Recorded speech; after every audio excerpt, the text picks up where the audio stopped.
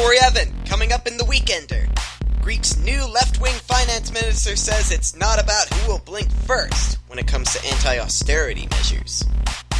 Mitt Romney has exited the 2016 election field, and that's giving a boost to Jeb Bush.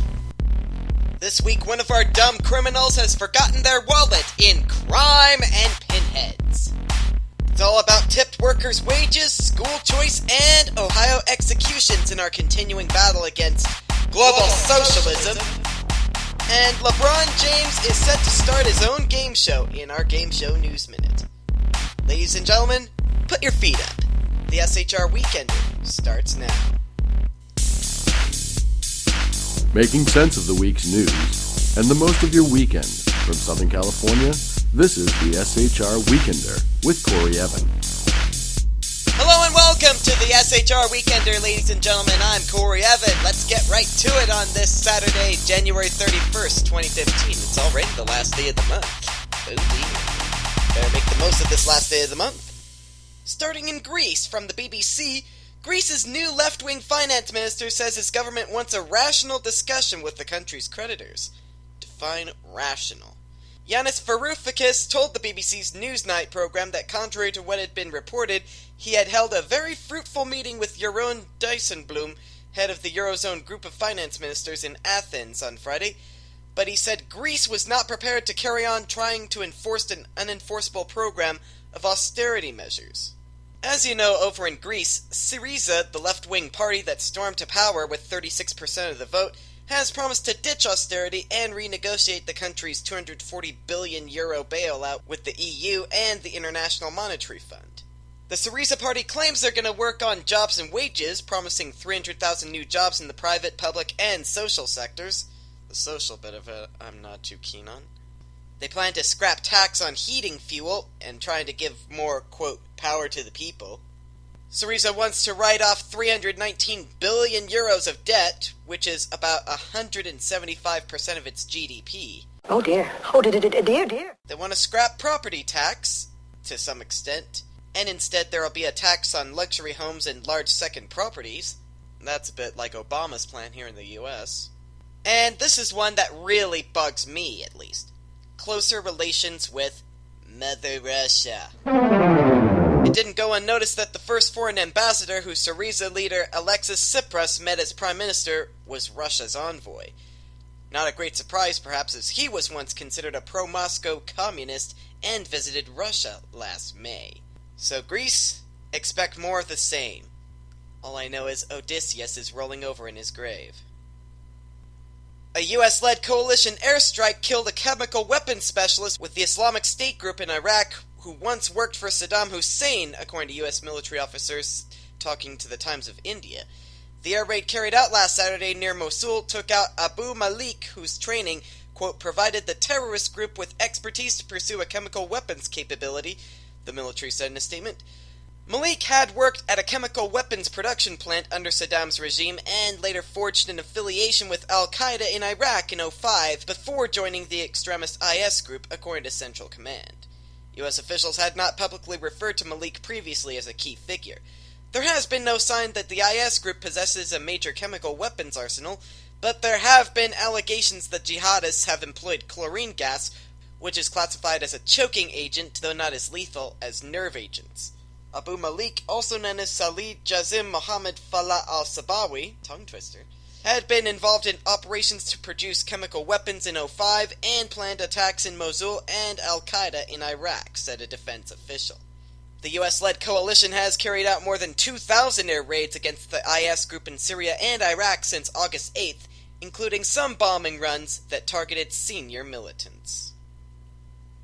Coming back to the U.S., from Fox News, Mitt Romney's announcement Friday that he will not run for president a third time has reset the budding 2016 field, with political strategists saying his exit could position Jeb Bush as establishment favorite while helping him assemble a campaign team in key early voting states. At the same time, the former Florida governor could become an even bigger target for party conservatives who criticize both Bush and Romney as too moderate, being the establishment candidate they say would have its upsides, Now veteran operatives who were torn between Bush and Romney will be free to put their energies into the Bush camp should he decide to run. Had Romney run, both men would be vying for the same resources, including Wall Street money and institutional party support.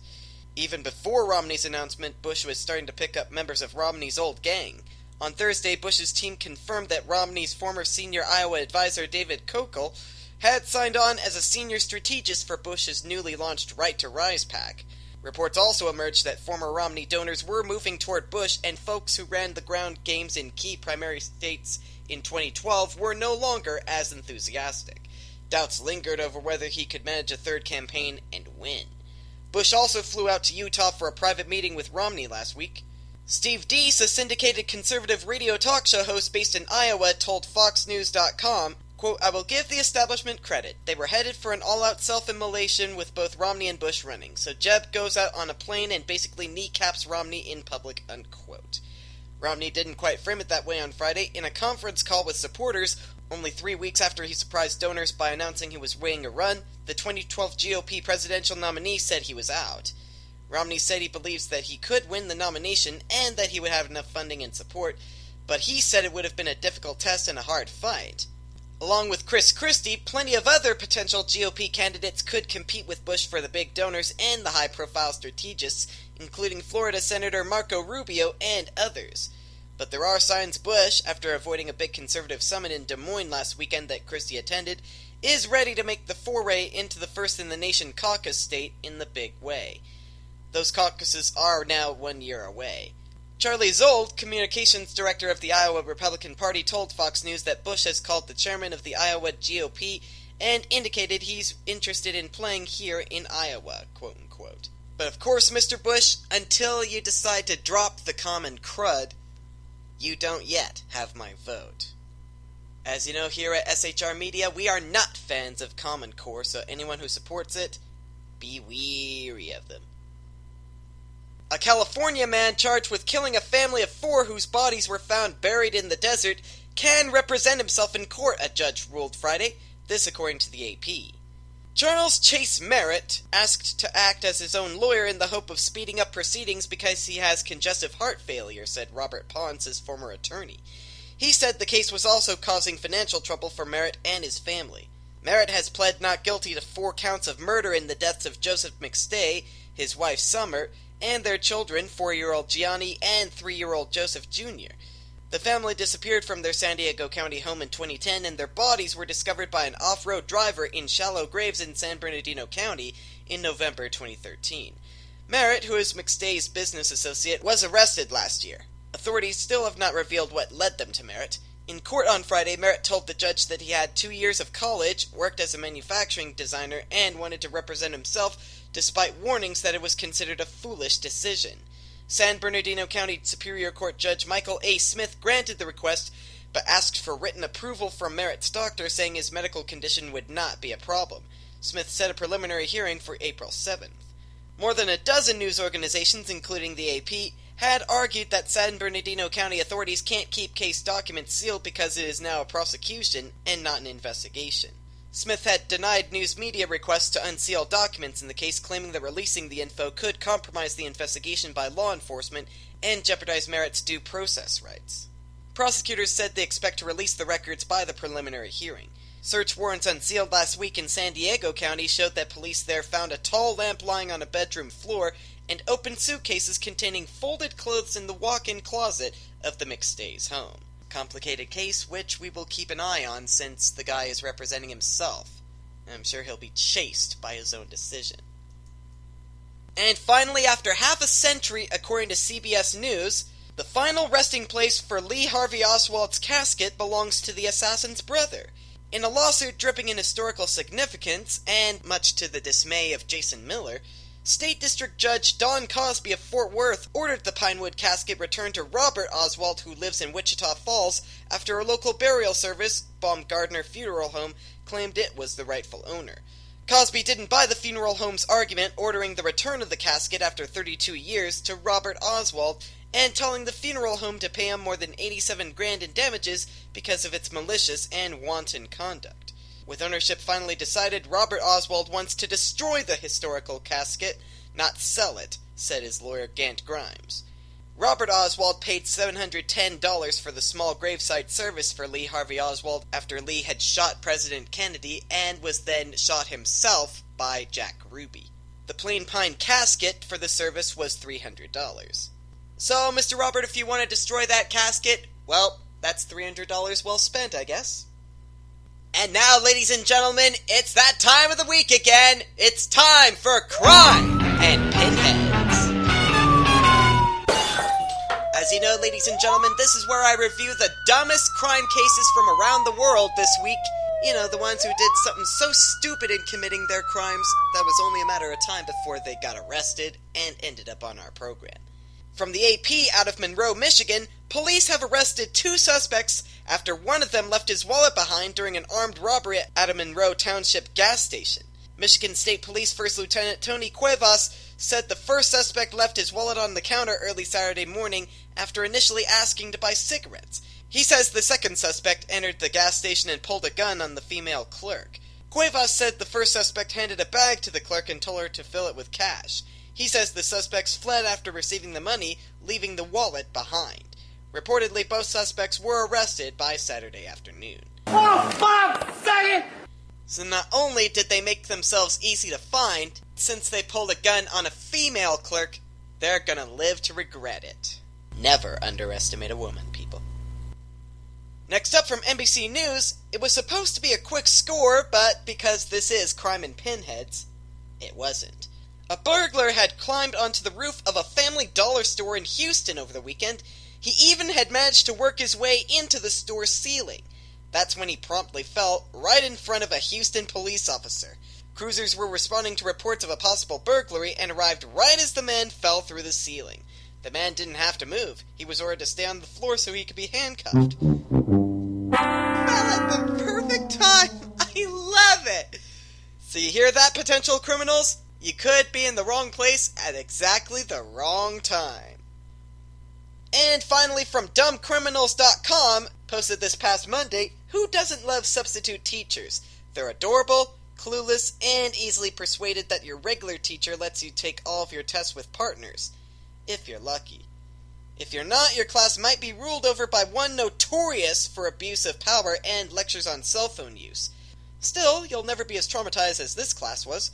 A substitute teacher covering a Spanish class in an Ohio high school thought it would be educationally enriching to show 5 periods of temporary students a movie called The ABCs of Death.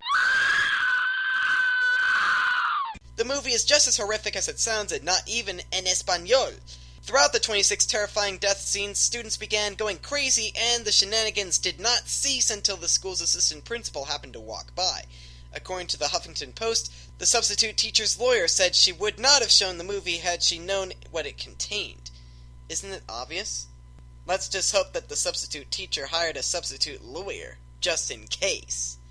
And those are your Crime and Pinheads. We'll be back with more stupid criminals next week.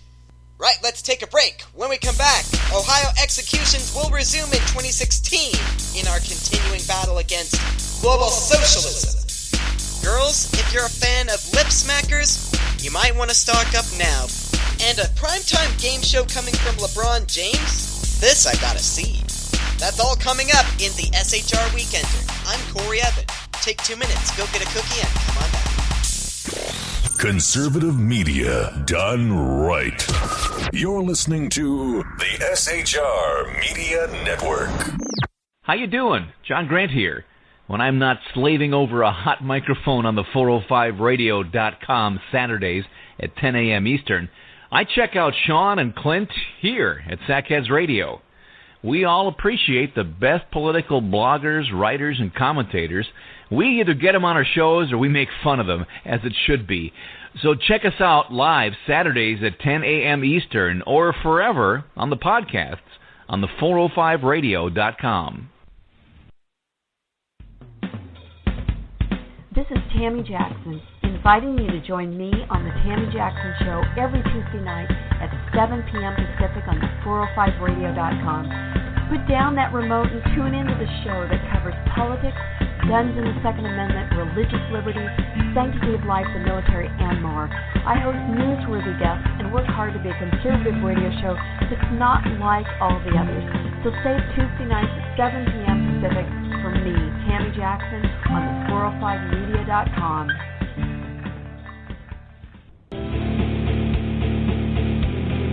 Hi, this is Rooster from Outcry Radio. Catch me here on Blog Talk Radio every Saturday night at 11 p.m. Eastern Standard Time. Or follow my blog. Now, back to the Sackheads. Conservative media done right. You're listening to the SHR Media Network. You're listening to the SHR Weekender on shrmedia.com. Once again, here's Corey Evan. Welcome back to the SHR Weekender, ladies and gentlemen. I'm Corey Evan, and now it's time for our continuing battle against global socialism.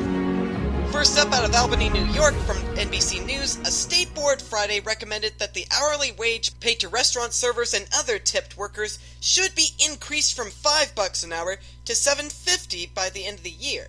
The state's wage board voted in favor of raising the so-called tipped wage amid calls that New York's minimum wage should be increased overall from the $9 an hour it is set to reach at year's end. The recommendation will now go to the state labor commissioner for final approval. Part of the recommendation is that servers would get $1 less if they make significantly more than the minimum wage after tips.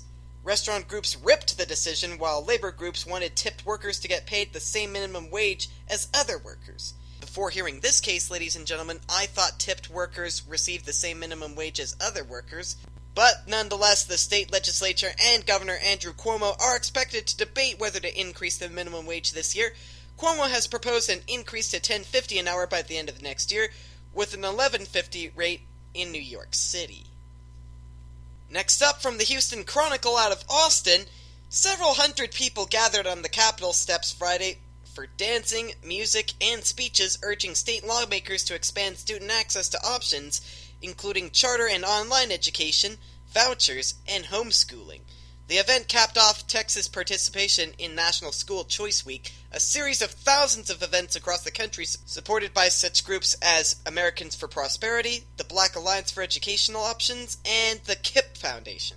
Organizer Randan Steinhauser said the event has a broad focus. Quote, "We're not here to promote any specific legislation," Steinhauser said after the rally, which lasted about an hour and a half and featured speeches, music from a marching band, and dancing from the attending children, who were all taught the National School Choice Week flash dance before coming to the Capitol. State Senator Donna Campbell and Land Commissioner George P. Bush spoke at the event.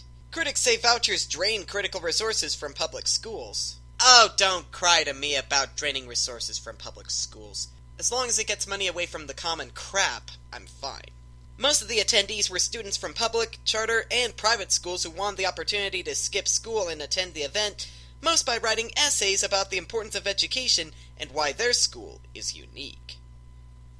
And from Cleveland.com, executions in Ohio will resume in January of next year once the state can acquire supplies of newly chosen lethal injection drugs, the state's prisons agency announced Friday. The first death row inmate set to die under the revised schedule is Akron killer Ronald Phillips, convicted of the 1993 rape and beating death of a 3-year-old girl.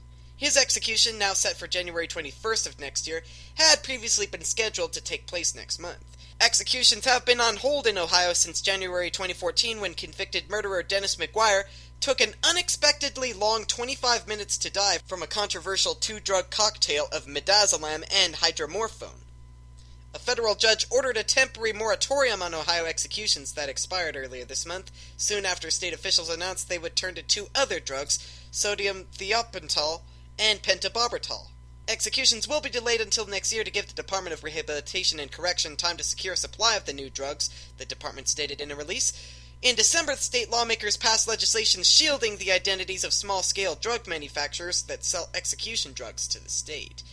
Ohio, like many other death penalty states, has struggled in recent years to find reliable sources of lethal injection drugs, as European pharmaceutical companies have stopped sales on moral and legal grounds. Define moral ground, Europe, because you guys tend to have a lot of secular states, at least under the EU. So, will parents' rights to choose where the kids go to school make it? Will the criminal justice system finally stop dealing out just a slap on the wrist?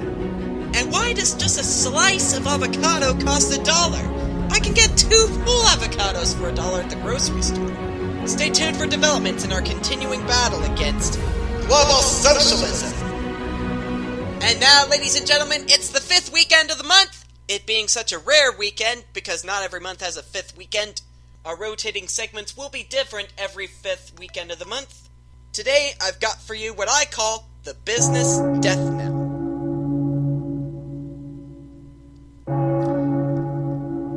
Ladies, Lip Smackers is going out of business and you'll never be young again. This according to WKYC. The cosmetic company Bonnie Bell is closing all its operations and laying off all its employees later this year. The brand based in Westlake, Ohio, which created Lip Smackers and basically all neon-colored eyeshadows of the 90s, is laying off all 91 of its employees as of March 29th, 2015. All hope is not lost, though. The California-based Markwins International Corporation is set to acquire Lip Smackers upon the closing of Bonnie Bell. The new company will continue distribution of Lip Smackers, but only in Asia, Australia, and Europe. From CBS News, say goodbye to fluorescent ice cubes, man purses, and tree trolls that used to make you laugh on long flights. The goofiest of all magazines has filed for bankruptcy. SkyMall is going out of business. Exhibit CEO Scott Wiley said in-flight internet access has had a big impact on SkyMall. I could have told you that. This beloved in-flight entertainment can no longer compete with high-tech devices and has finally succumbed to Angry Birds, Temple Run, and Candy Crush. I'm sure the nonsensical publication holds a hint of nostalgia for those of you born before widespread technology. Before the Lumia, before the iPad, before the iPhone, before apps, there was SkyMall. Maybe you brought a deck of cards or even a Game Boy as a 90s kid, but when your parents cut you off or your brother ripped the card, you circled the things you wanted, like the robot fish that could swim in a pool, and laughed at the absurd inventions, like a scarf that beautifully conceals a neck pillow within. So if you see a SkyMall edition on your next flight, do the magazine a favor and take it home with you, because it's becoming a collector's item now that they're not printing them no more. And finally from Stylecaster, Gap announced Friday that its multi-brand shopping site Piperlime is going out of business. Quote, "We plan to keep on pushing new ideas and look forward to seeing how we can apply what we've learned to the rest of the company," Gap CEO Art Peck said in a statement. Despite a much-needed August redesign, influencers like Olivia Palermo, Amy Song, Christy Teigen, and Rachel Zoe, handpicking must-haves and a solid, if not terribly exciting roster of brands, the site failed to excite shoppers the way others like it, including Net-a-Porter, Shopbop, and even ASOS to some extent, have in recent years. It really is too bad. For any avid online shopper, it always stinks to see a reliable site go under. According to a press release, Piperlime will operate until this April. And on that note, it's time to go to break again. When we come back, I have your Game Show News Minute, and this week's Tip of the Week is all about Super Bowl. Don't click away. The SHR Weekender will be right back.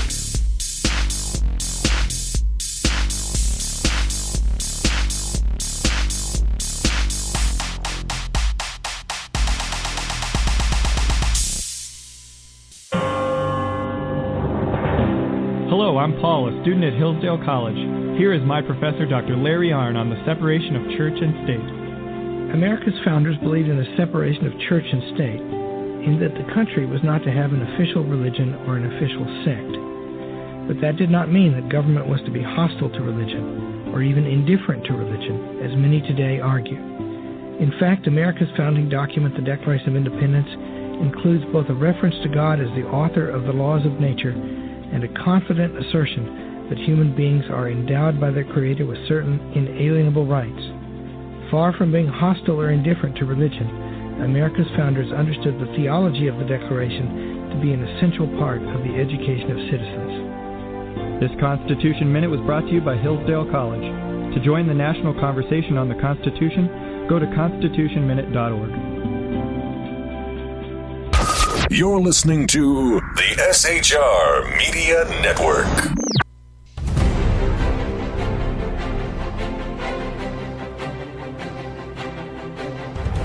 I'm Corey Evan, the Game Show Geek. It's the last day of January 2015. Here's your Game Show News Minute for today. LeBron James and his production company are launching a new primetime game show and are looking for contestants. LeBron's company has teamed up with the creator of the reality TV series Average Joe and 3 Wishes to begin casting and production on the yet unnamed game show. Casting producer Brandy Commodore said they are looking for deserving, dynamic duos who have great stories and who viewers want to cheer for. Contestants will be pairs and will compete for enormous cash prizes. Jason, we need to sign up. I'll give you the link. Touted as television's most terrifying reality show, BBC Three's new game show is set 6 months into a zombie outbreak and sees participants having to survive in an abandoned shopping center.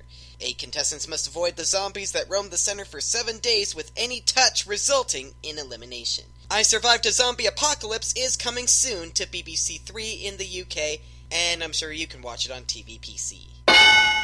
And search Trivia Crack on Twitter and you'll find a common refrain. I learned more on Trivia Crack than in school. The trivia game that initially gained popularity with high school and college students has swept the app charts to stay number 1 for over 60 days, beating Draw Something's 38-day record. The game was released by Argentina-based gaming company Eatermax, and it pairs you with a Facebook friend or a random opponent, but the key is that all trivia questions are uploaded by users, and the questions you see depend on where you're playing the game, so download the game and upload some questions for me, because I'm going to download that here in just a few moments. And on that note, that's your Game Show News Minute for this Saturday. Hope you have a great weekend. I'm Corey Evan. Who would have thought that trivia questions could be like crack? At least to some people it is. But it seems that so is Super Bowl, so my tip of the week involves the Super Bowl. Ladies and gentlemen, immediately after you listen to this program, get in your car, go to the grocery store, and get your supplies wherever you're planning to get your snacks and your pizzas and all that sort of stuff. I recommend doing it today because tomorrow all the pizza shops are going to be backed up and stores are going to be probably lower on supplies than they are today. So get it done now. And here's the important part of the tip. I know that all the national brands of chips and sodas and all that sort of stuff usually have all those promotions on their websites if you save the codes.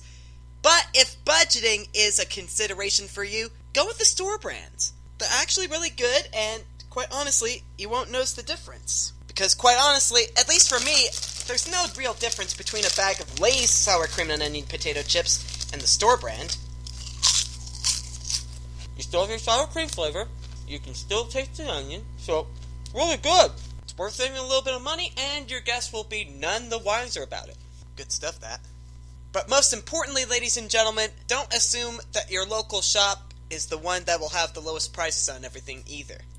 If you haven't thrown away the grocery circulars from your daily mail, open them up and compare them side by side.